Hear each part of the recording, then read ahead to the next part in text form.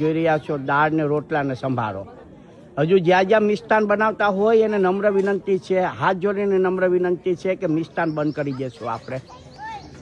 આપણે સ્વાભાવિક રીતે તર્ક કરી શકીએ છીએ.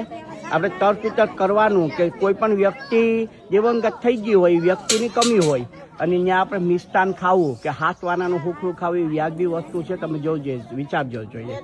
આ બપોરનો ટાઈમ છે ને આજુબાજુના ગામમાંથી, બીજા જિલ્લામાંથી પણ બેનું અહીંયા આવી છે આશ્વાસન દેવા માટે.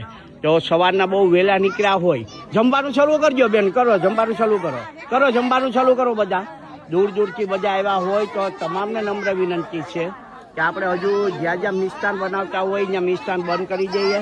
આપણે બધાએ જમવું જ પડશે, જમા વગર નકામું છે એવું બધા બહેનોને સમજાવે છે અને આશ્વાસન આપે છે.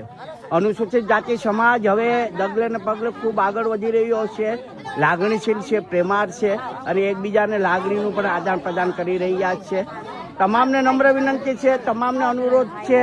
વિક્રમભોજ હાથ જોડીને વિનંતી કરે છે કે હજુ જ્યાં જ્યાં મિષ્ટાન બનાવતા હોય ત્યાં આપણે મિષ્ટાન બંધ કરી દઈશું. બિલકુલ સાદું ભોજન કરો તો બધા જમે પણ ખરા વસ્તુ. તો કોઈ દિવંગત થયું હોય એ જમવાની ઉમ્મીદ પણ ન હોય બધાને. પણ બપોરનો ટાઈમ છે, ભીખું ન રહી શકાય. ભીખું તમે કેટલા દિવસ રહી શકો?